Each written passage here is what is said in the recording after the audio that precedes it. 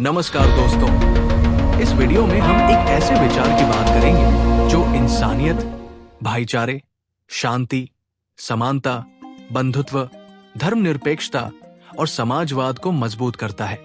हमारा मकसद कट्टरता, भेदभाव और संकीर्ण धार्मिक मान्यताओं से ऊपर उठकर एक ऐसे समाज की कल्पना करना है जहां हर व्यक्ति समान हो और प्रेम व सौहार्द की भावना से जुड़ा हो। अगर आप भी भाईचारे और समानता में विश्वास रखते हैं तो इस वीडियो को लाइक करें, शेयर करें और चैनल को सब्सक्राइब करें। आइए मिलकर बदलाव लाएं।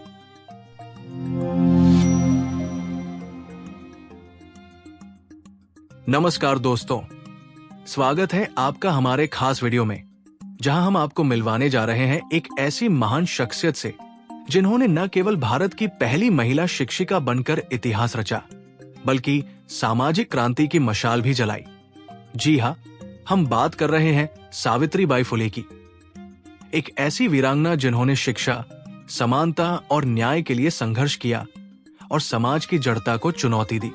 तो दोस्तों, चलिए जानते हैं उनकी प्रेरणादायक कहानी, जिन्होंने भारत के भविष्य को नया स्वरूप देने में अहम भूमिका निभाई। सावित्रीबाई फुले, भारत की पहली महिला शिक्षिका और सामाजिक क्रांति की मशाल। अगर भारतीय इतिहास के पन्नों को पलटे तो कुछ नाम ऐसे हैं जो स्वर्ण अक्षरों में दर्ज है। उनमें से एक नाम है सावित्रीबाई फुले, एक ऐसी वीरांगना जिनकी रोशनी में शिक्षा, समानता और न्याय का सपना साकार हुआ। वे केवल भारत की पहली महिला शिक्षिका ही नहीं, बल्कि एक सामाजिक क्रांतिकारी थी, जिन्होंने समाज की गहरी जड़ें जकड़े हुए जाति, लिंग और सामाजिक रूढ़ियों को चुनौती दी। प्रारंभिक जीवन और संघर्ष। सावित्रीबाई फुले का जन्म 3 जनवरी 1831 को महाराष्ट्र के नायगांव में हुआ था। वे एक माली समाज से थी, जिसे उस समय निम्न जाति माना जाता था। मात्र 9 वर्ष की आयु में उनका विवाह ज्योतिराव फुले से हुआ। लेकिन ये विवाह सिर्फ एक पारंपरिक बंधन नहीं था, बल्कि ये एक क्रांतिकारी सफर की शुरुआत थी। ज्योतिराव ने जब देखा कि उनकी पत्नी पढ़ाई नहीं जानती, तो उन्होंने खुद उन्हें पढ़ना लिखना सिखाया। ये उस समय की सामाजिक व्यवस्था के खिलाफ सीधा विद्रोह था। लेकिन सावित्रीबाई केवल पढ़ना ही नहीं चाहती थी, वे समाज को शिक्षित करना चाहती थी। लड़कियों की शिक्षा की क्रांति। 1 जनवरी 1848 ये तारीख भारतीय इतिहास में सुनहरे अक्षरों में दर्ज हो गई। इस दिन पुणे के भिड़ेवाड़ा में सावित्रीबाई और ज्योतिराव ने भारत का पहला बालिका विद्यालय खोला। लेकिन क्या समाज इसे सहजता से स्वीकार कर सकता था? नहीं। जब सावित्रीबाई स्कूल जाती तो उन पर कीचड़, गोबर और पत्थर फेंके जाते। वे अपमानित की जाती। लेकिन उन्होंने कभी हार नहीं मानी। उन्होंने एक अतिरिक्त साड़ी रखनी शुरू की ताकि अपमानित करने वालों के बावजूद वे शिक्षण कार्य जारी रख सकें। धीरे धीरे उनकी मेहनत रंग लाई। 1851 तक 18 स्कूल खुल चुके थे, जिनमें 2000 से अधिक छात्राएं पढ़ रही थी। इनमें दलित और मुस्लिम लड़कियां भी शामिल थी। सावित्रीबाई ने छात्रवृत्तियां देकर गरीब बच्चों की पढ़ाई जारी रखवाई। विरोध और सामाजिक कलंक से टकराव। सावित्रीबाई फुले के कार्यों से समाज का ऊंच नीच पर टिका ढांचा हिलने लगा।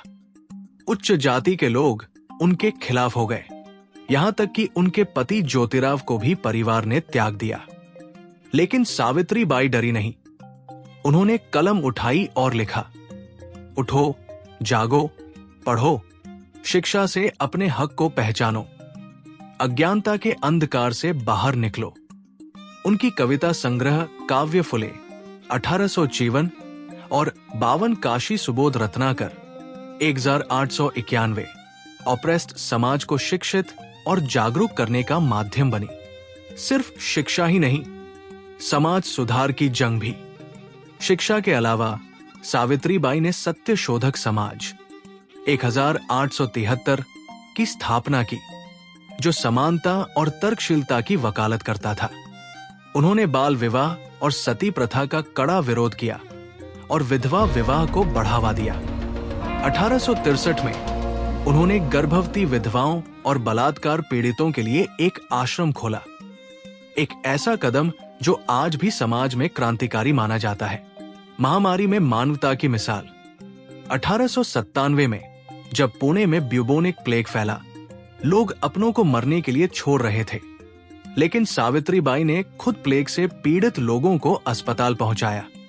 इसी दौरान वे संक्रमित हुई और 10 मार्च 1897 को दुनिया से विदा हो गई। वे केवल शिक्षा की ही नहीं, मानवता की भी मिसाल बन गई। उनकी विरासत और आज की प्रासंगिकता। आज भी भारत में महिला साक्षरता दर पुरुषों से कम है। आज भी जाति और लिंग भेदभाव मौजूद है। ऐसे में सावित्रीबाई फुले का जीवन हमें कई सीखें देता है। शिक्षा ही असली शक्ति है। बेटी बचाओ, बेटी पढ़ाओ जैसी योजनाएं उन्हीं के संघर्ष की देन है। जाति और लिंग भेद मिटाना जरूरी है। उन्होंने बताया कि महिला मुक्ति और दलित मुक्ति एक साथ होनी चाहिए। संकट में मानवता को न भूलें। महामारी के समय उन्होंने जो किया वही आज की हेल्थ केयर पॉलिसीज का आधार है। निष्कर्ष, सावित्रीबाई फुले सिर्फ इतिहास का एक पन्ना नहीं, बल्कि एक जलती हुई मशाल है। उनका जीवन हमें सिखाता है कि यदि हम साहस और शिक्षा को हथियार बना ले, तो कोई भी बंधन हमें रोक नहीं सकता। उनके ही शब्दों में, जाओ, पढ़ो, आगे बढ़ो, शिक्षा से अज्ञानता की बेड़ियां तोड़ो, शोषितों और वंचितों के दर्द को खत्म करो। आज जब हम समावेशी समाज की ओर बढ़ रहे हैं, तो सावित्रीबाई फुले की ये मशाल हमें रोशनी देती रहेगी।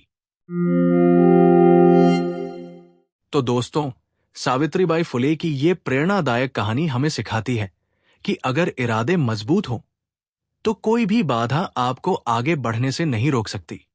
उन्होंने न सिर्फ शिक्षा का अधिकार दिलाने की लड़ाई लड़ी, बल्कि हमें यह भी सिखाया कि हर इंसान को समानता और न्याय का हक मिलना चाहिए। अगर आपको यह वीडियो पसंद आया हो, तो इसे लाइक करें, अपने दोस्तों के साथ शेयर करें और ऐसी ही प्रेरणादायक कहानियों के लिए हमारे चैनल को सब्सक्राइब करना न भूलें। अगली बार फिर मिलेंगे एक और प्रेरणादायक कहानी के साथ। तब तक के लिए जय हिंद, जय भारत।